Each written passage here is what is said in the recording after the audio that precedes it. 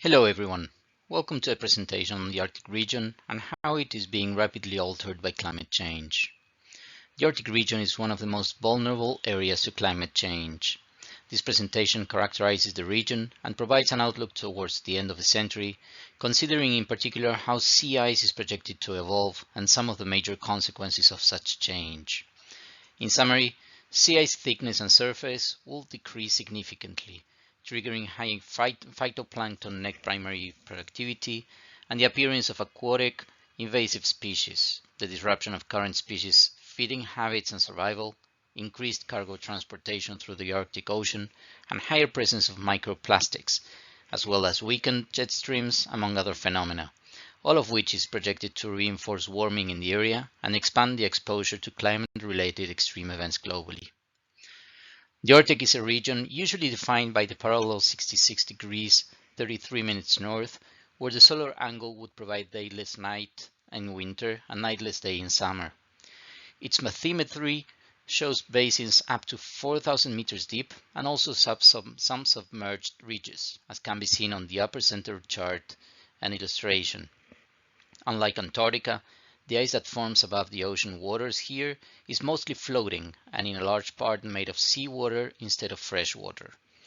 In terms of atmospheric circulation, as we saw during the semester, near the 60-degree north and south latitudes, the polar cells form per the energy gradient and redistribution from the equator to the poles. As it approaches the poles, the cold, dense air sinks and produces high-pressure anticyclones. The Arctic oscillation influences the jet streams, which are strong in the positive phase and weak in the negative one, enabling the southward transportation of cold air masses. Both phases are illustrated below on the left. As for the oceanic currents, the area has two large openings of water inflow from both the Pacific and the Atlantic Oceans. The Pacific water is colder and less saline, which keeps it above the Atlantic water, which is warmer and more saline, and both are mixed per the Beaufort Gyre and the transpolar drift. The images below at the center and right show these circulation patterns from two different perspectives to appreciate the depth of the incoming saline Atlantic water. As a historical review, let me share what Box et al. Found through 9 key indicators of climate change for a period of 47 years from 1971 to 2017. The average air temperature in the region increased 2.7 degrees Celsius since 1971, twice as much as the average rate of warming in the northern hemisphere. The average temperature in the first 10 to 20 meters of the permafrost has increased by 2.5 degrees Celsius. Humidity, precipitation, and river discharge grew, increasing the transportation of sediments and organic matter into the ocean. Snow precipitations are lower, and the snow season is 2 to 4 days shorter. There is more rainfall than snow per the temperature increase. The sea ice extent, thickness, and volume has lowered significantly. I will delve into that as follows. Fire risks are increased per higher temperatures. Tundra ecosystems have greened per permafrost thawing and increased rainfall. And permafrost melting produced an important carbon and methane release into the atmosphere. What is ahead is daunting. Post et al. Estimate that warming will be twice as fast as the global average. The image above, from their paper, shows the mean temperatures from 1880 to 2020, with the Arctic in green line in the neighborhood of 2 degrees Celsius already. The image below from Overland et al. Is a projection of the area covered by permafrost, with an estimation of 20% loss by 2040 in a conservative scenario. There is a full list of consequences for the atmosphere, the cryosphere, and the biosphere. Temperature can rise 7 degrees Celsius in the Arctic winter. Lower albedo per loss of ice will increase solar radiation absorption. Soon, there will be no ice in the Arctic during summer seasons, facilitating vessel circulation. Marine mammals will lose their ice ecosystems. For instance, polar bears will suffer low survival rates as they will need to travel higher distances for feeding over less stable ice or even open waters, and Pacific walrus populations will lack summer ice to support them while feeding in the ocean, so they will need to stay on land and face increased deaths. Also, young seals are losing their ability to reach portions of ice per early melting, lowering their ability to feed properly. Also, the timing of species interactions is being disrupted. Pollinators can't adapt to longer growing and shorter flowering seasons, producing a disconnection between providing and consuming plant species. Higher volumes of phytoplankton are expected to be available, therefore attracting invasive species. There will be a significant increase in methane emissions, not only due to permafrost thaw, but also per coastal anthropogenic economic activities and offshore drilling increased emissions. Also, indigenous populations will unlikely be able to adapt to all these new conditions. I will focus now on the evolution of the sea ice shell in particular. On the left-hand side, you will see how the average thickness evolved from 1958 to 2017, from 3 to 4 meters high to between 1 and 2 meters high. The center left image shows a similar statistic both in winter through the blue line and in spring, the red line, between 1975 and 2015. The center right figure shows the evolution of the sea ice volume in cubic kilometers, lowering by at least 20% since 2002 and with a steep loss in spring.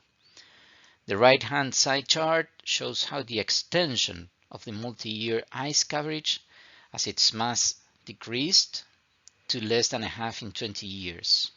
Multi-year ice coverage is a particularly important indicator of the sea ice sheet behavior, as it represents the perennial cover mostly formed by fresh water.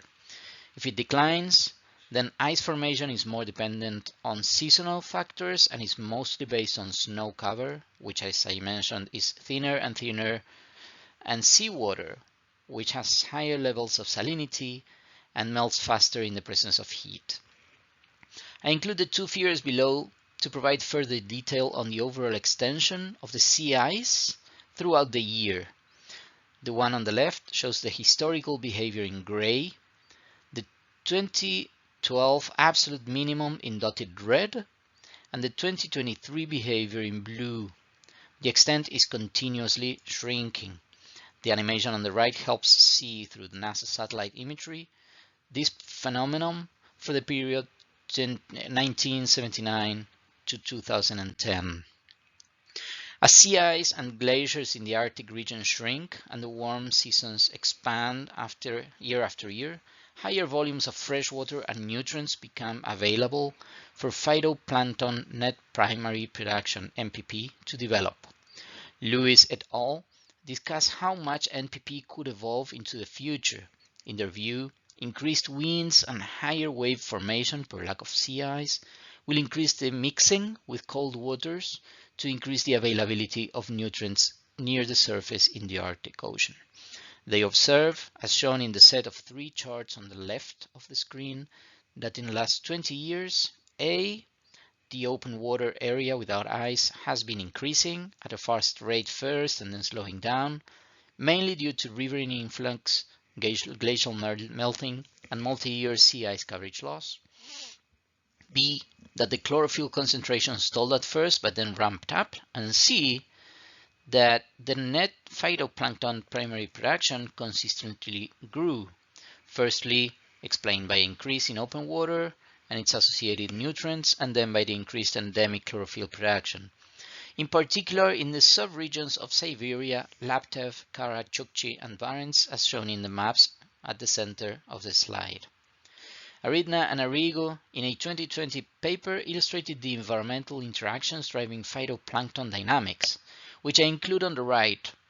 In their view, for instance, the loss of sea ice extent increases areas of water with light availability. The loss of a sea ice thickness increases the reach of light below the ice. Higher temperatures increase metabolic activity in water organisms.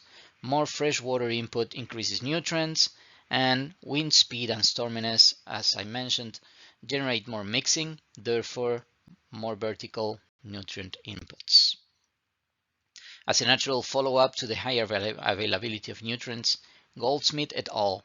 Estimated which aquatic invasive species, AIAs, may arise per the enhanced phytoplankton primary production, and where. Before delving into that, I will briefly detour on how species will get there, as it called my attention. According to some studies, the main driver for species migration would be international water freight, as it explains 90% of the global transportation of goods, where ballast waters and biofouling, which is the unintended accumulation of organisms in ship pipes and hulls, increase 3 to 20 times the risk of introduction of non-indigenous algae, plankton, or else. Apparently, at least half of the new aquatic species introduced in the Arctic so far are explained by this mechanism. If the region is estimated to receive a massive increase of vessels per higher navigability of the North Polar route, as we will see, this can only be expected to increase. Anyway, Goldsmith et al. Identified 23 high-risk AIS that would be expected to bloom in the Arctic, more specifically in areas with favorable conditions, which they called invasion hotspots, shown in the center of the slide. The slide also shows the regions that would lose and gain species. The authors differentiate on the right-hand side their estimations between phytoplankton and phytoventus, zooplankton and zooventus, but in all these categories, the behavior ends up being very similar, as shown below. As could be expected, with larger portions of open waters and incoming currents connected to the global conveyor belt, plastic debris contaminants transported from the entire globe began to appear in this region. Authors Kanhai et al. Took samples at 2 different depths and found that A. Most of the plastic is concentrated in the polar mixed layer mentioned within the first 50 meters of depth, as you will see in the image below. B. The plastics are relatively large in size, predominantly those of 1 to 5 millimeters. C. They are mostly made of polyester, likely from discarded textiles and fishing gear. D. That the samples are consistent with findings in the Pacific and Atlantic gyres, and E. That their presence is reinforcing the water warming and the loss of local biodiversity. The images show another more detailed view of the bathymetric of the region to the one we saw earlier, the area where the samples were taken, and the size and material of the microplastics recovered. You may want to pause the video here and take a look at those charts. They are both detailed and a call to action. As I mentioned, the use of the Arctic region for cargo transportation is expected to increase as sea ice is projected to disappear in the summer. Please take a look at the existing routes on the image of the left. The Northwestern Passage is in blue, but it's little used because of its low depth and sovereignty discussion.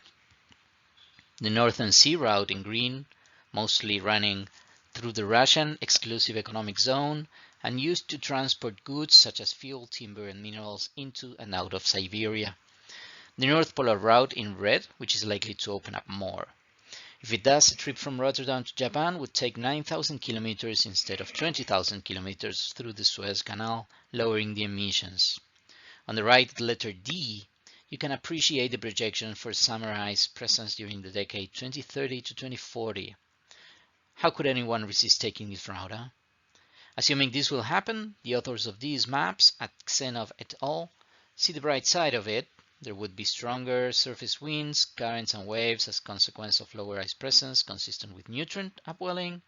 The CO2 emissions for transporting the same goods could lower between 49 to 78% per less use of fuel and higher vessel capacity, helping the freight industry reach the Paris Agreement targets, and shipwrecks in the area could lower significantly per the lower compression of the ice in relation to the present situation. Of course, local habitats would be disrupted and invasive species would arise, but, well, because of globalization and human development, right? It would probably take an entire course to deep dive into the Arctic policies properly. Here I will just mention some of the stakeholders involved and the main challenges that they face. From a broad perspective, as discussed before, the Arctic is vulnerable to the ongoing negotiations on the Paris Agreement and other international cooperation on climate change.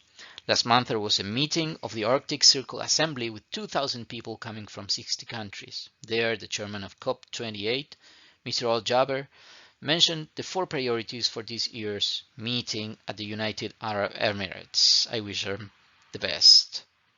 In terms of national interests, most of the 8 coastal states, Canada, Denmark via Greenland, Finland, Iceland, Norway, Russia, Sweden, and the United States have territorial seas within the first 12 nautical miles and exclusive economic zones at 200 nautical miles, and there are supposedly international waters beyond that.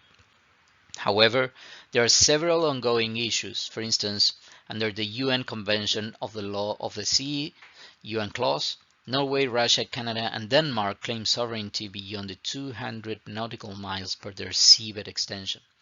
Simultaneously, the US hasn't ratified UN clause. Other conflicts include mining rights, offshore drilling permits, and international passage through seaways. Happily, in 2022, Canada and Denmark solved a territorial dispute over Hans Island, a 130-hectare outbreak located in the border between both. In the territory itself, the main agency where policy is discussed is the Arctic Council, formed in 1991, where 8 countries and 6 organizations representing 600,000 indigenous peoples are plenary members. People are at the base of the pyramid, with about 4 million inhabitants in the northern regions of the Arctic states. So just to wrap up, land glaciers are expected to dramatically reduce their volume and extension, increasing freshwater runoff into the Arctic Ocean. Sea ice thickness and extension are also projected to decrease significantly. Higher salinity will reduce the melting point, making it even more dependent on seasonal conditions to develop and endure than it is today. There will be more fresh water available for phytoplankton to develop, which will facilitate greater presence of aquatic invasive species. Current animal feeding habits will be stressed, risking many species' survival. Local human populations will need to change their habits significantly. There will be a greater possibility of transport through the pole, increasing the human forcing on climate change. The absence of ice increases the surface where microplastics can circulate and remain, reinforcing heating. There will be material changes in the jet stream, impacting the hydrological and atmospheric cycles in other regions, and policies in place are insufficient to mitigate these changes in time. As you may have perceived, the Arctic is in danger. I would like to thank you for getting this far in the presentation, and I hope you have enjoyed delving into the science, explaining the phenomena in the Arctic and what we can expect. Also, I hope this information helps increase our collective sense of urgency towards environmental action. Following Dr. Hansen and Dr. G's guidance, I suggest here 2 discussion topics. First, how do these changes in the Arctic interact with or influence your own topic of study? And second, what are your thoughts regarding international cooperation to mitigate all these projected negative consequences? I will see you in the discussion board. Thank you very, very much.